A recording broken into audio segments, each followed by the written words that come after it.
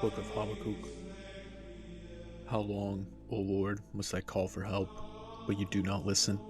Violence is everywhere, I cry, but you do not come to save. Must I forever see these evil deeds? Why must I watch all this misery?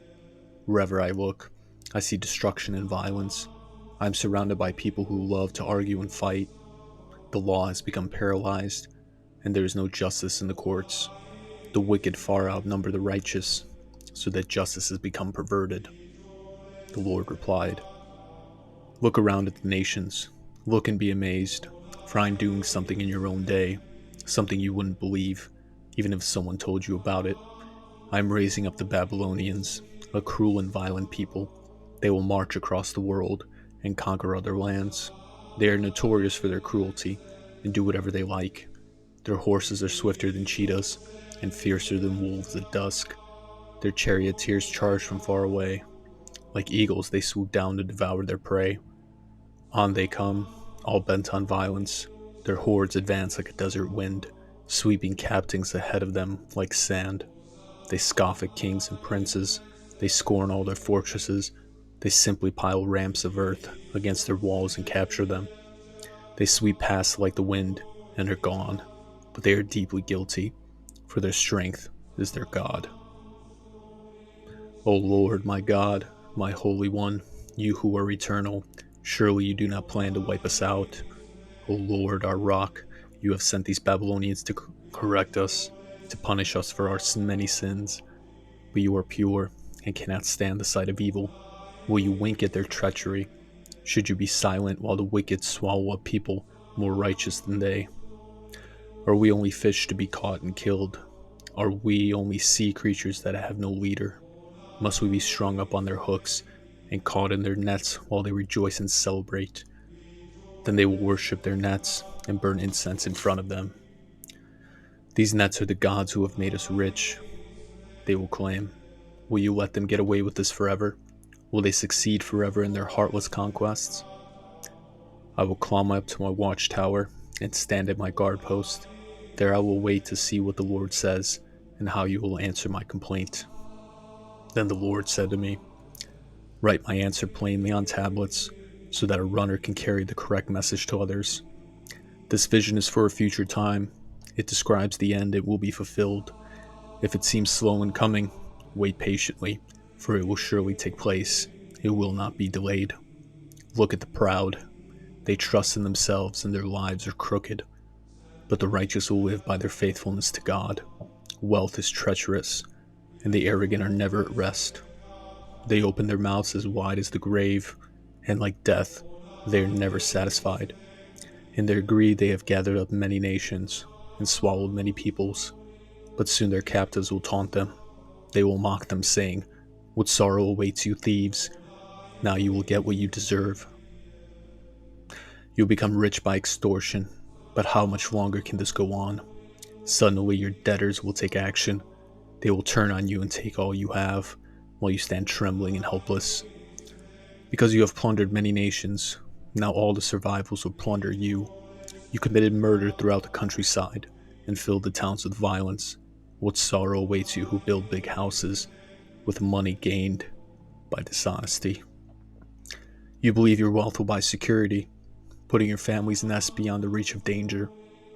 But by the murders you committed, you have shamed your name and forfeited your lives. The very stones in the walls cry out against you, and the beams in the ceilings echo the complaint. What sorrow awaits you who build cities with money gained through murder and corruption? Has not the Lord of Heaven's armies promised that the wealth of nations will turn to ashes? They work so hard, but all in vain.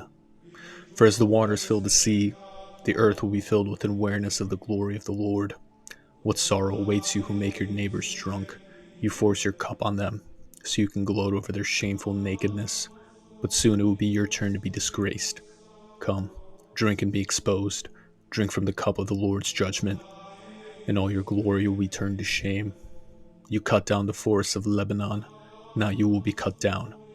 You destroyed the wild animals, so now their terror will be yours. You committed murder throughout the countryside, and filled the towns with violence. What good is an idol carved by man, or a cast image that deceives you? How foolish to trust in your own creation, a God that can't even talk.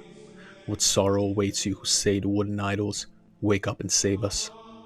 To speech with stone images you say, "Rise up and teach us." Can an idol tell you what to do? They may be overlaid with gold and silver, but they are lifeless inside. But the Lord in his holy temple, let all the earth be silent before him. This prayer was sung by the prophet Habakkuk.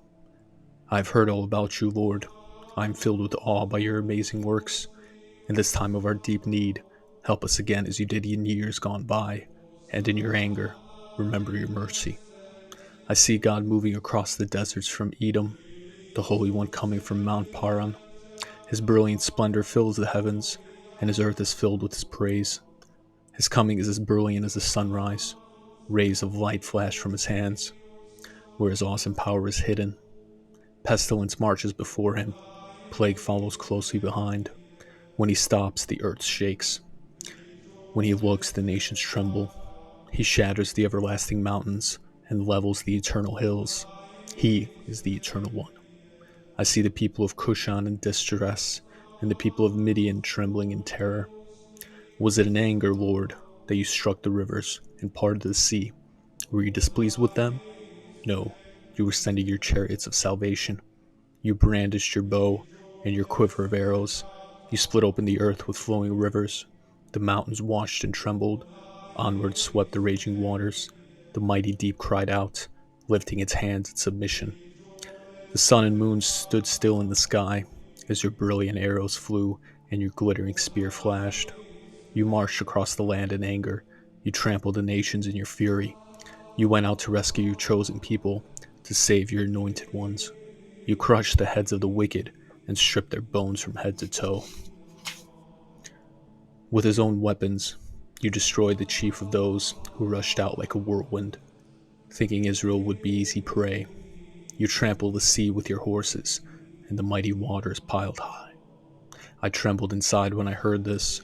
My lips quivered with fear. My legs gave way beneath me, and I shook in terror. I will wait quietly for the coming day, when disaster will strike the people who invade us. Even though the fig trees have no blossom, and there are no grapes on the vines, even though the olive crop fails, and the fields lie empty and barren, and the cattle barns are empty, yet I will rejoice in the Lord. I will be joyful in the God of my salvation. The sovereign Lord is my strength. He makes me as sure-footed as a deer, able to tread upon the heights.